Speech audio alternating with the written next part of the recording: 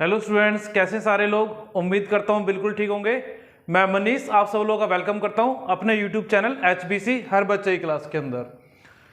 चलिए, अब हम लोग स्टार्ट कर रहे थे कल लास्ट वीडियो में फॉरेन एक्सचेंज रेट।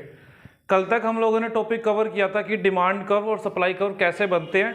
आज का जो टॉपिक हम लोग देख रहे हैं कि जो फॉरेन एक्सचेंज रेट होता है वो डिटरमाइन कैसे होता है। चलिए बिना किसी देर के अपना टॉपिक स्टार्ट करते हैं।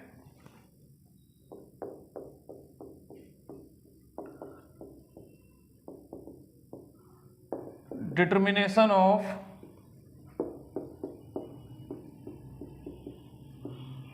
Foreign exchange rate.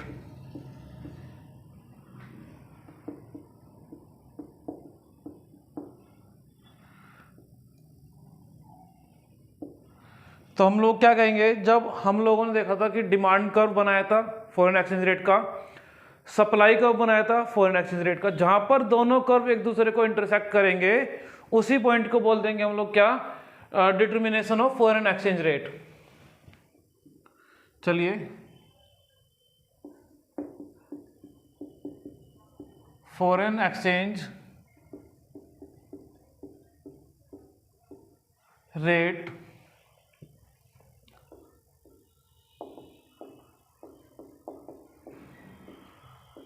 determines their where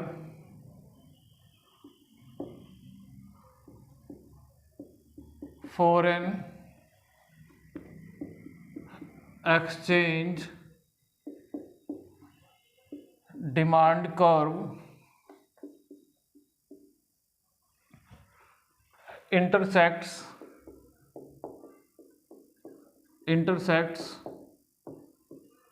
the supply curve। Supply curve किसका? फॉरेन एक्सचेंज का। तो जहां पर दोनों कर्व एक दूसरे को इंटरसेक्ट करेंगे वहां पर क्या बनेगा, हमारा फॉरेन एक्सचेंज रेट डिटरमाइन होगा। देखते हैं, ये लाइन थोड़ा एक और सीधा कर देते हैं।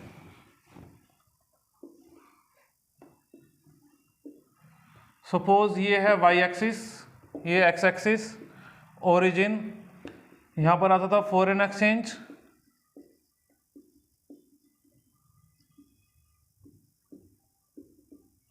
और यहां पर आता था हमारे पास रेट। हम लोगों ने देखा था जो फॉरेन एक्सचेंज का डिमांड कर्व होता है वो डाउनवर्ड स्लोपिंग होता है, दिस इज डिमांड कर्व। फिर हम लोगों ने देखा था सप्लाई कर्व होता है वो अपवर्ड होता है, this is supply curve. Suppose ये दोनों इस पॉइंट पर क्या कर रहे हैं, इंटरसेक्ट कर रहे हैं। पॉइंट ऑफ इंटरसेक्शन ये बन गया, इसको मैं नाम देता हूं इक्विलिब्रियम। इक्विलिब्रियम किस में आ गया, बैलेंस हो गया डिमांड में और सप्लाई में, जहां पर इंटरसेक्शन है that is called equilibrium point. इस ई पॉइंट पर जो क्वांटिटी डिटरमाइन हो रही है और जो रेट डिटरमाइन हो रहा है, suppose O R rate determine हुआ O Q quantity of foreign currency के लिए या फॉरेन एक्सचेंज के लिए, तो O R is the foreign exchange rate. तो इस तरीके से फॉरेन एक्सचेंज रेट क्या होता है, डिटरमाइन होता है, जहां पर दोनों कर्व एक दूसरे को क्या करेंगे, इंटरसेक्ट करेंगे। इस पॉइंट के ऊपर ये जो पोर्शन है ये वाला, ये पूरा आप खुद देखिए, सप्लाई ज्यादा है, डिमांड कम है एज कंपेयर टू, तो इस वाले रीजन को हम लोग बोलते हैं एक्सेस सप्लाई, एक्सेस सप्लाई। अब नीचे में देखेंगे, इस पॉइंट के ई पॉइंट के नीचे क्या हो रहा है, डिमांड ऊपर की तरफ है, सप्लाई नीचे की तरफ है, दैट इज कॉल्ड ये वाला जो पोर्शन है, this is the excess demand. ठीक है, तो सिंपली टर्म्स में अगर बोल दिया जाए कि डिमांड कर्व जहां पर सप्लाई कर्व को इंटरसेक्ट करेगा that is called the determination of foreign exchange rate. I hope आपको समझ में आएगा। आप चाहे तो इसका स्क्रीनशॉट ले सकते हैं, देन मैं इसको रफ करता हूं और फिर इसमें जो चेंजेस के इफेक्ट्स होते हैं एक बार वो देखते हैं। चलिए मैं रफ कर रहा हूं इसको।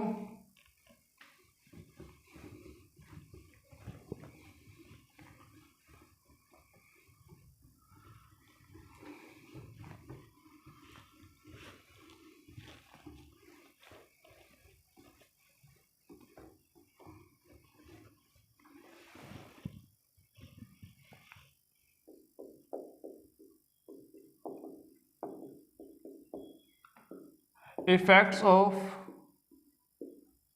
Change in demand. पहले देखते हैं अगर डिमांड में चेंज आएगा तो क्या हो सकता है।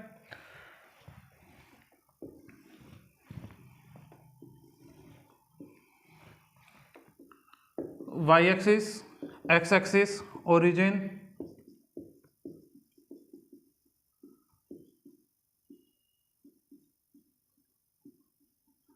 फॉरेन एक्सचेंज, इधर रेट, ये डिमांड कर्व, ये सप्लाई कर्व, ये equilibrium point, O Q quantity of foreign currency और रेट इज ओ आर। अब हम लोग देख रहे हैं कि चेंज किस में आ रहा है, डिमांड में। चेंज दो तरीके से आ सकता है, या तो डिमांड इंक्रीज हो सकती है या डिमांड डिक्रीज हो सकती है। तो एक एक करके देख लेते हैं। अगर डिमांड इंक्रीज होती है, ठीक है ना, सपोज ये इनिशियली डिमांड कर्व है।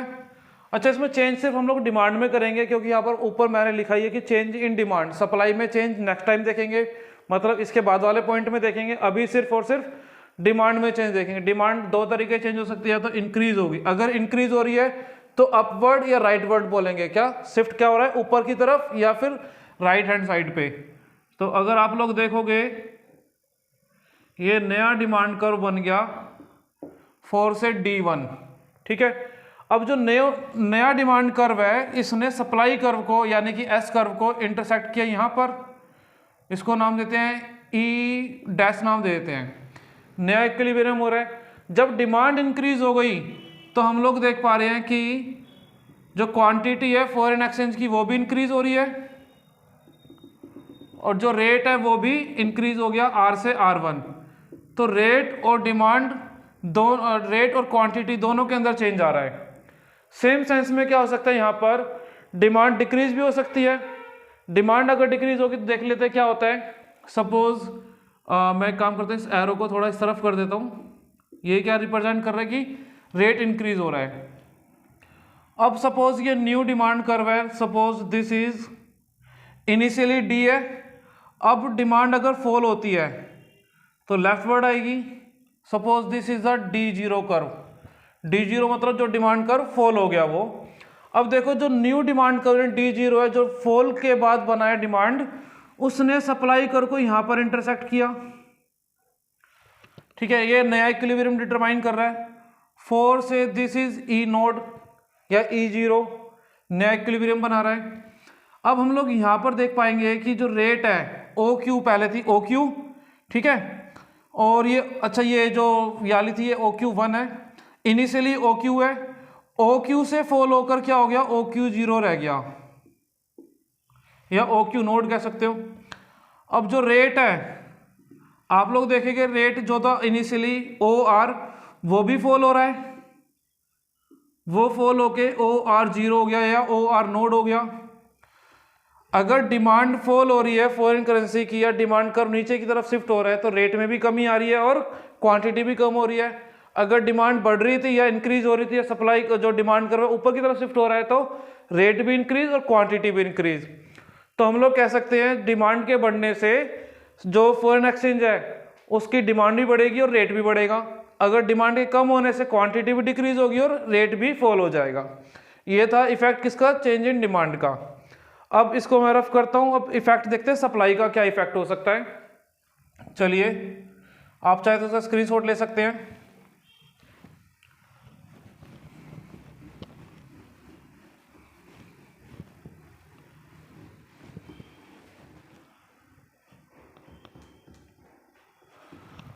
अब मैं इसको बनाता हूं effect of change in supply.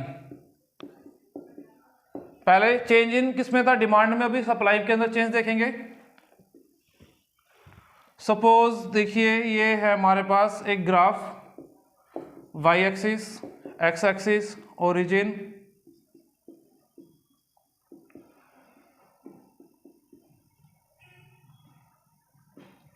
Foreign exchange, rate, ये डिमांड कर्व है और ये सप्लाई कर्व है। दोनों इंटरसेक्ट कर रहे हैं ई पॉइंट पर, ओ क्यू क्वांटिटी है फॉरेन एक्सचेंज के लिए और ओ आर है फॉरेन एक्सचेंज का रेट, ई पर ये डिटरमाइन हो गया। अभी हम लोग देख रहे हैं सप्लाई के अंदर चेंज, जैसे डिमांड में दो चेंज आए थे, या तो डिमांड बढ़ रहा था यानी कि इंक्रीज हो रहा था, या फिर डिमांड फॉल हो रहा था, डिक्रीज हो रहा था। सप्लाई में भी दो ही चेंज आएंगे, या तो सप्लाई इंक्रीज होगी या सप्लाई डिक्रीज होगी। अगर इंक्रीज हो रहा है तो शिफ्टिंग राइटवर्ड या अपवर्ड होगी। सप्लाई कर्व दिस इज, अब सप्लाई सपोज इंक्रीज हो रही है तो सप्लाई कर्व नीचे की तरफ यानी कि राइटवर्ड हो जाएगा। ये मैंने बना दिया, ये बना दिया सप्लाई कर्व नए वाला, this is S1, this is S1, supply increase हो गया। इसकी वजह से डिमांड कर्व को इसने सपोज ई नोड पे इंटरसेक्शन किया, और ये यहाँ पर आप लोग देखोगे जो क्वांटिटी है फॉरेन एक्सचेंज की वो तो इंक्रीज हो गई है, लेकिन जो रेट है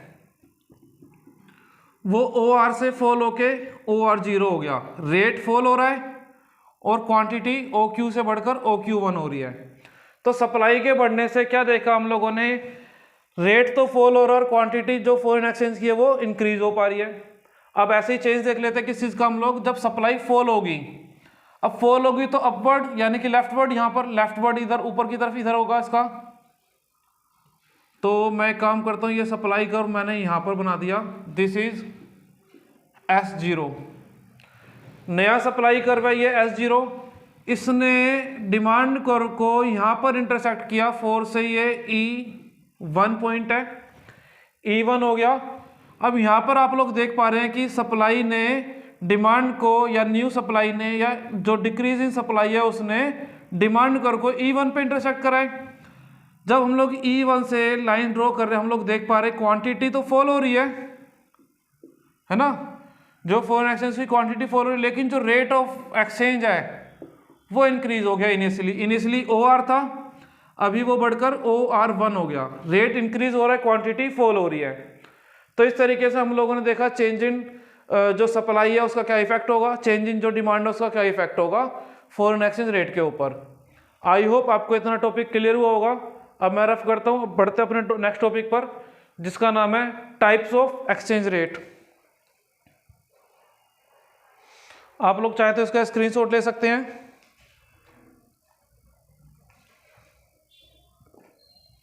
चलिए भाई मैं इसको रफ कर देता हूं।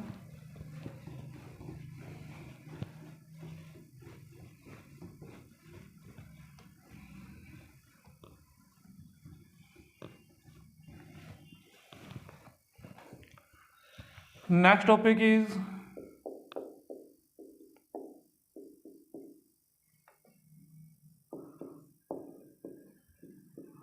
Types of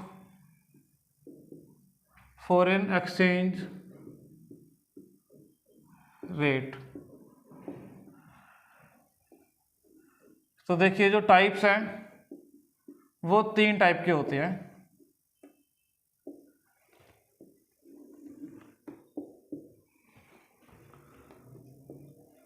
number 1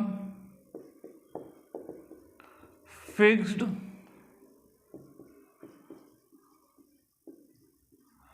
exchange rate system,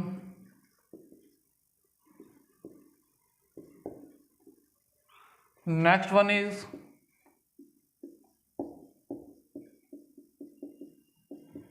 flexible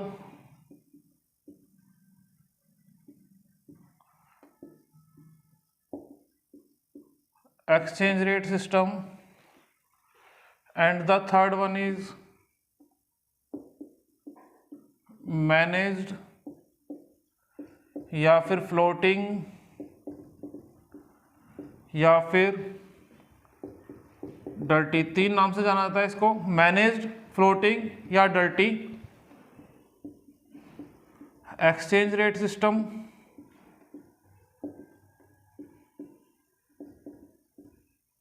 देखिए यहां पर क्या होता है, 3 तरह के सिस्टम है। फिक्स एक्सचेंज, तो जो फिक्स एक्सचेंज है इसके अंदर हम लोग लिख सकते हैं in this system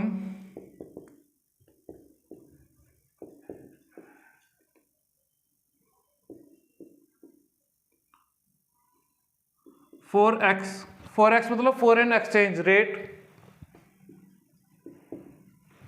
is determined by the government. तो इसके अंदर जो एक्सचेंज रेट सिस्टम है, फॉरेन एक्सचेंज रेट जो सिस्टम है या फॉरेन एक्सचेंज का जो रेट है उसको डिटरमाइन या फिर फिक्स कौन करेगा? गवर्नमेंट करेगा फिक्स। तो इसमें एक्सचेंज रेट सिस्टम होती है फिक्स, जिसको गवर्नमेंट फिक्स करती है। और ऐसा क्यों करा जाता है? To ensure stability in the foreign exchange market. जो फॉरेन एक्सचेंज मार्केट होता है उसके अंदर जो आने वाली फ्लक्चुएशंस होती हैं, it ensures the stability in the foreign exchange market. देखिए भाई, जो मार्केट होती है फॉरेन एक्सचेंज की, उसके अंदर क्या तो फ्लक्चुएशंस होती हैं। उन फ्लक्चुएशन से बचाने के लिए और स्टेबिलिटी को मेंटेन करने के लिए गवर्नमेंट इसको क्या करती है? रेट को फिक्स कर देती है, जिससे क्या होता है कि आने वाले जो फ्यूचर में फ्लक्चुएशंस के थ्रू लॉस होते हैं उनसे बचा जा सकता है। लेकिन इसका एक ड्रॉबैक है। ड्रॉबैक क्या है कि सपोज फ्यूचर के अंदर रेट गेन होने से बेनिफिट हो सकता है, उस बेनिफिट से हम लोग दूर हो जाएंगे। इसलिए इसको दूर करने के लिए आया था फ्लेक्सिबल एक्सचेंज रेट सिस्टम। तो जो फिक्स एक्सचेंज है, इसके अंदर गवर्नमेंट दो टूल यूज कर सकती है। क्या कर सकती है? दो टूल यूज कर सकती है। या तो विदेशी करेंसी के साथ एक्सचेंज रेट फिक्स कर लेगी, जैसे अमेरिकी डॉलर है उसके साथ रेट फिक्स कर लिया। अगर करेंसी के साथ फिक्स करा जा रहा है, किसके साथ? करेंसी के साथ फिक्स किया जा रहा है, तो उसको बोलते हैं हम लोग पैगिंग। तो यहां पर दो तरीके से कर सकते हैं इसको, पैगिंग और दूसरा पैरिटी वैल्यू। देखिए पैगिंग में क्या होता है, अगर हमारी गवर्नमेंट है, किसी भी कंट्री की जो गवर्नमेंट है, सेंट्रल गवर्नमेंट, अगर अपनी डोमेस्टिक करेंसी को फिक्स करती है in the terms of other currency, currency के टर्म्स में कर रही है तो पैगिंग बोलेंगे। या फिर दूसरा तरीका क्या होता है, हम लोग कोई जो प्रीसियस मेटल्स होते हैं, लाइक गोल्ड हो गया, सिल्वर हो गया, प्लेटिनम हो गया, उनके टर्म्स में हम लोग क्या कर सकते हैं? इसको फिक्स कर सकते हैं। अगर गोल्ड के टर्म्स में कर रहे हैं तो पैरिटी वैल्यू, अगर करेंसी के उसमें कर रहे हैं तो बोलेंगे पैगिंग। तो पैगिंग और पैरिटी वैल्यू के थ्रू इसमें रेट को क्या कर सकते हैं? फिक्स कर सकती है गवर्नमेंट फिक्स करती है इसके अंदर। दूसरा, और ये स्टेबिलिटी को एंश्योर करती है कि फ्यूचर में जो फ्लक्चुएशन से लॉस होते हैं उससे बचा जा सकता है। लेकिन ये सिस्टम बहुत ज़्यादा सक्सेसफुल नहीं है और वर्ल्ड वाइड एक्सेप्टेबल भी नहीं है। इसकी वजह से जो स्पेकुलेशन है वो खत्म हो जाता है। ठीक है, सेकंड पर आते हैं अभी हम लोग, flexible exchange rate system. In this system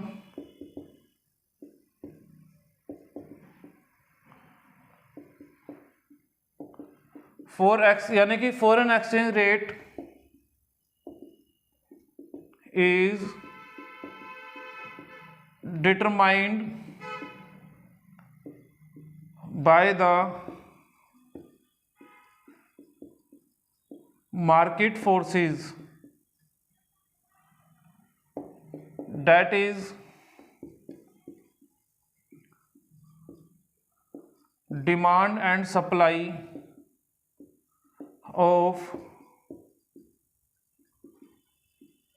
foreign exchange या फिर फॉरेन करेंसीज। तो अभी हम लोगों ने जो पीछे कर्व देखे थे वो यही था फ्लेक्सिबल एक्सचेंज रेट सिस्टम, जिसके अंदर मार्केट फोर्स के थ्रू जो रेट है किसका? फॉरेन एक्सचेंज का, वो डिटरमाइन होता है डिमांड एंड सप्लाई कर्व के थ्रू। अब नेक्स्ट आता है मैनेज्ड, फ्लोटिंग, डर्टी और एक्सचेंज रेट सिस्टम। देखिए सबसे पहले तो क्या था? फिक्स, इसमें गवर्नमेंट ने फिक्स कर दिया। इसका बेनिफिट क्या है कि आने वाले जो फ्यूचर के लॉसेज हैं उनको हम लोग स्टेबल कर सकते हैं, यानी कि उन लॉस से बच सकते हैं। जब हमारी करेंसी स्ट्रॉन्ग होगी तो गवर्नमेंट डीलिंग करेगी। ठीक है, अब जो फ्लेक्सिबल एक्सचेंज रेट सिस्टम है इसके अंदर मार्केट पे छोड़ जाता है। जो डेवलप कंट्रीज है उनको अल्टीमेट गेन्स होते हैं, जो बैकवर्ड कंट्री या फिर डेवलपिंग कंट्री है उनको लॉसेज होते हैं। तो इन दोनों का एक मिक्सचर बनाया गया। ठीक है, उसको बोल दिया मैनेज्ड या फ्लोटिंग या डर्टी। तो हम लोग इसको लिख सकते हैं, जो मैनेज्ड है it is a hybrid. Hybrid मतलब दो चीजों का मिलाकर बनाया गया कोई component. It is a hybrid of fixed exchange and flexible exchange rate. Flexible exchange rate system. In this system,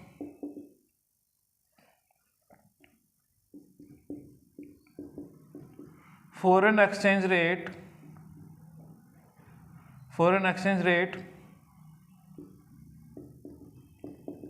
is determined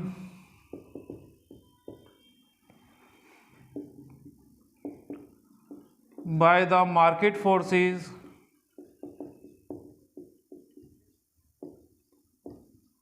as well as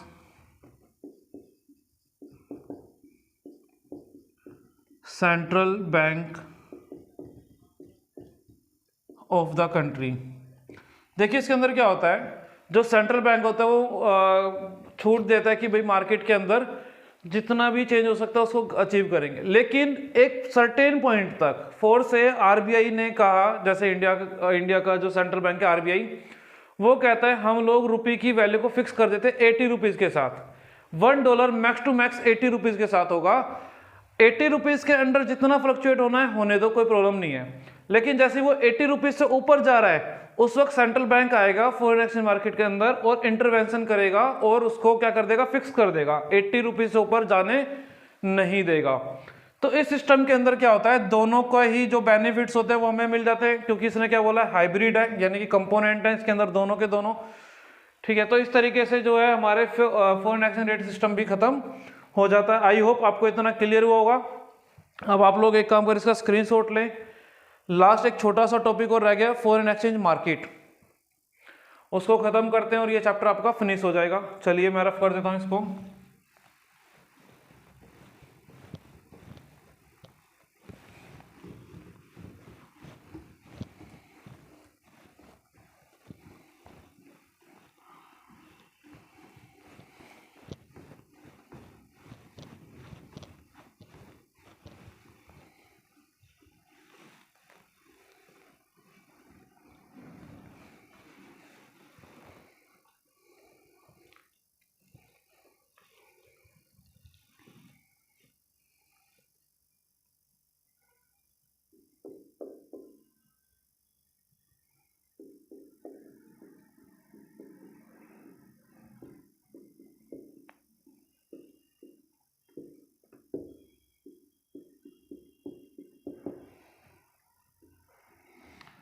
देखिए भाई, आप लोगों ने क्या होगा, बहुत स्पेसिफिक मार्केट देखे होंगे, मॉल देखे होंगे, अपने आके लगने वाली वीकली मार्केट देखी होगी।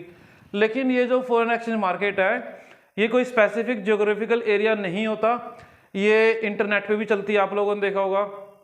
ठीक है, इंटरनेट पे चलती है, मोबाइल फोन्स पे चलती है, क्या नाम है अपना, टेलीफोन्स के थ्रू चलती है। और यहाँ पर क्या होता है, जो सेल परचेज है फॉरेन करेंसीज का वो यहाँ पर होता है। तो हम लोग लिख सकते हैं हियर यानी कि in this market, here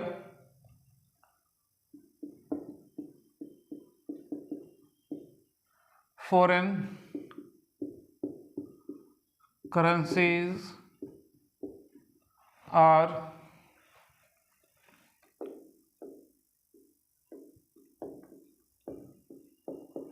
bought and sold.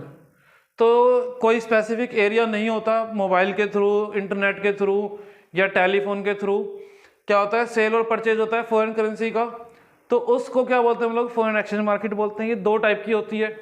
ठीक है, बात कर लेते types of foreign market. Types, जब हम लोग टाइप्स की बात करेंगे तो ये दो टाइप की देखने को मिलती है हम लोगों को। एक होती है स्पॉट मार्केट। कौन सी market, spot market. It is a market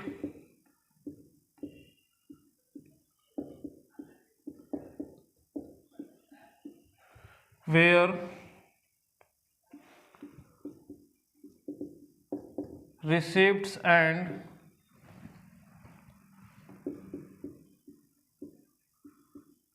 payments are made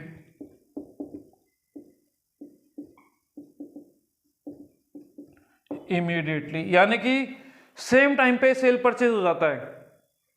जैसे आप लोग देखा होगा मार्केट में जाते हो, लोकल मार्केट के अंदर पैसा दिया सामान लिया, इमीडिएटली हैंड टू हैंड काम होता है। इस वाली स्पॉट मार्केट के अंदर भी जो सेल और परचेज है फॉरेन करेंसी का, वो इमीडिएटली यानी कि हैंड टू हैंड हो जाता है। देन सेकंड जो टाइप होता है वो होता है forward market.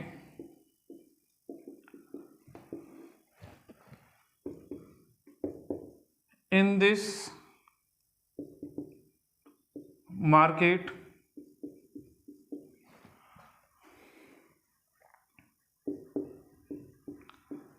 transaction can be occurred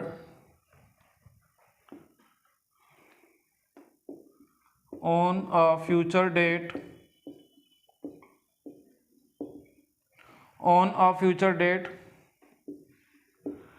at the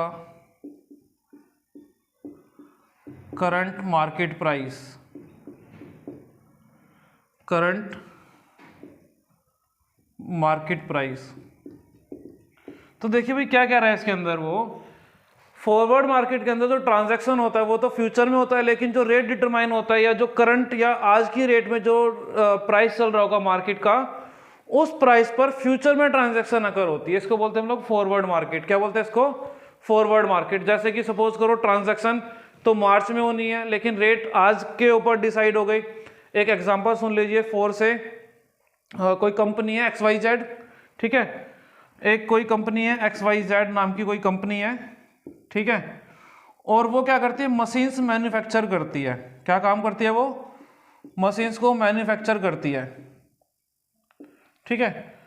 अब मशीन बनाने के लिए क्या करता है ये कंपनी, पहले ऑर्डर लेती है लोगों से, यानी कि पहले ऑर्डर रिसीव करती है, देन उसको क्या करती है, उसको प्रोक्यूर करती है, यानी कि उसको डिलीवर करती है। सपोज आज 19 जैन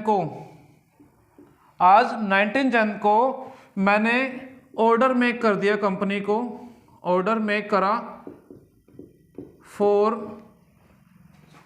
1 मशीन। एक मशीन का ऑर्डर दे दिया XYZ कंपनी को, जो विदेशी कंपनी है, ठीक है, 19 जनवरी आज की डेट में एट टुडेज मार्केट प्राइस, ठीक है। आज की डेट में जो रेट चल रहा है उस रेट पर मैंने मशीन का ऑर्डर दे दिया। अब कंपनी कहती है XYZ जो कंपनी जो मशीन को मैन्युफैक्चर करेगी और मुझे डिलीवर करेगी, कहती है आपको 2 महीने का वेटिंग पीरियड है। क्या रेट तो आज का फिक्स हो जाएगा, रेट आज फिक्स होगा, लेकिन जो मशीन की डिलीवरी आपको 2 मंथ बाद यानी कि मार्च में करेंगे। तो देख रहे हो यहाँ पर क्या हो रहा है, आज के रेट पे फ्यूचर में ट्रांजैक्शन अकर हो रही है, तो इसको बोलते हैं हम लोग फॉरवर्ड मार्केट। आई होप आपको इतना क्लियर हुआ होगा। इसके बाद एक छोटा सा टॉपिक और, इनके फंक्शंस भी देख लेते हैं क्या होता है। आप चाहे तो इसका स्क्रीनशॉट ले सकते हैं। चलिए भाई,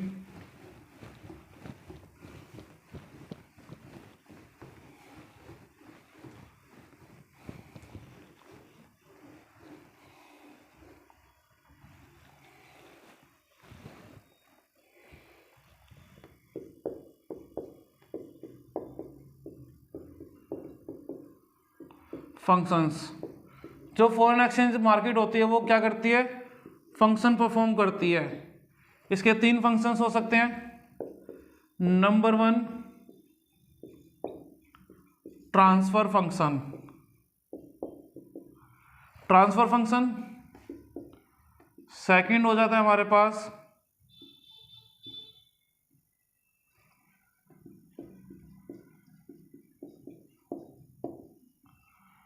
credit function,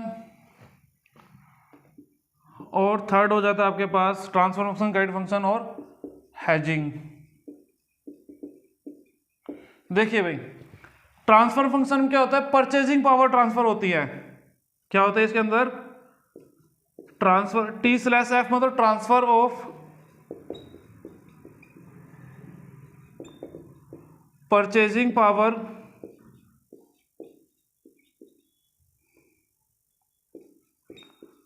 between countries involve in foreign trade. तो ऐसे जो भी कंट्री फॉरेन ट्रेड के अंदर इन्वॉल्व है, फॉरेन ट्रेड कर रहे हैं, उनके बीच में क्या होता है, परचेजिंग पावर ट्रांसफर हो जाता है, जैसे बिल्स ऑफ एक्सचेंज के थ्रू। किसके थ्रू? बिल्स ऑफ एक्सचेंज के थ्रू। सेकंड फंक्शन है क्रेडिट फंक्शन। आप लोग क्रेडिट कार्ड लेते हो, है ना। क्रेडिट कार्ड के अंदर क्या होता है कि आप लोग क्रेडिट कार्ड ले लेते हो, जो भी आपको सामान लेना था आज ले लेते हो, लेकिन उसकी पेमेंट नेक्स्ट मंथ या जब भी बिल जनरेट होता है तभी करते हो। तो यहाँ पर भी क्रेडिट फंक्शन के लाइक क्या होता है, ये फंक्शन परफॉर्म करता है। इसके अंदर जो फॉरेन ट्रेड है, मार्केट है, जो फॉरेन मार्केट है, फॉरेन एक्सचेंज मार्केट है, वो क्या करती है, आपको एक फंक्शन देती है कि आप ट्रांजैक्शन आज कर सकते हो, पेमेंट फ्यूचर में कर सकते हो। ठीक है, पेमेंट ट्रांजैक्शन आज, पेमेंट फ्यूचर के अंदर। ध्यान रखना इस बात का। क्रेडिट कार्ड के जैसे, इसको समझने के लिए क्रेडिट कार्ड का एग्जांपल समझना कि आपने क्रेडिट कार्ड स्वाइप करा और शॉपिंग कर ली, आज कपड़े लेकर आ गए और नेक्स्ट मंथ बिल जनरेट हुआ जब आपने उसकी पेमेंट कर दी। तो यहाँ पर ट्रांजैक्शन आज होगी, पेमेंट फ्यूचर में होगी। ठीक है, बिल्स ऑफ एक्सचेंज जैसे आप लोगों ने 11th क्लास में बिल्स ऑफ एक्सचेंज पढ़ा अकाउंट्स के अंदर, जब बिल्स ऑफ एक्सचेंज मैच्योर हो जाता है 3 मंथ के पीरियड पे, तो वैसे ही तो यहां पर क्या होता है, transaction can be occurred at present and payment make or made यह भी in future। ट्रांजैक्शन आ जाएगा, पेमेंट फ्यूचर में होगा, लाइक क्रेडिट कार्ड। और हैजिंग, ये फॉरवर्ड मार्केट की तरह काम करता है। क्या करता है? फॉरवर्ड मार्केट की तरह काम करता है। इसके अंदर क्या होगा, ट्रांजैक्शन कैन बी अकर्ड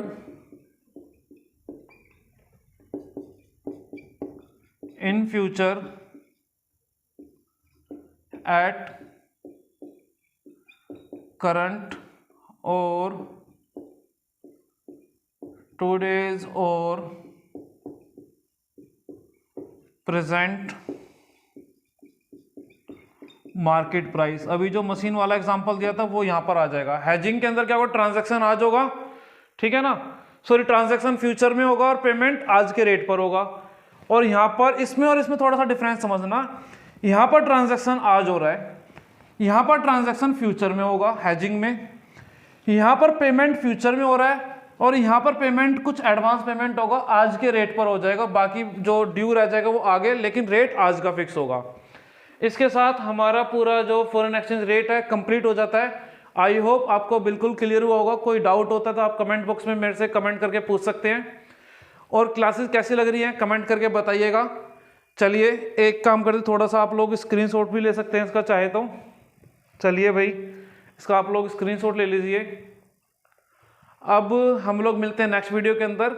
इस यूनिट का second chapter that is called क्या, बैलेंस ऑफ पेमेंट, उसको कंप्लीट करके मैक्रो हमारी जो है वो कंप्लीट हो जाएगी। क्लास 12 की मैक्रो इकोनॉमिक्स पूरी कंप्लीट। 2 से 3 videos max to max, hardly 2 videos के अंदर ये पूरा आपका मैक्रो कंप्लीट हो जाएगा। चलिए अब हम लोग मिलते हैं नेक्स्ट वीडियो के अंदर। बाय बाय, टेक केयर, ध्यान रखिएगा सभी लोग अपना। Bye bye.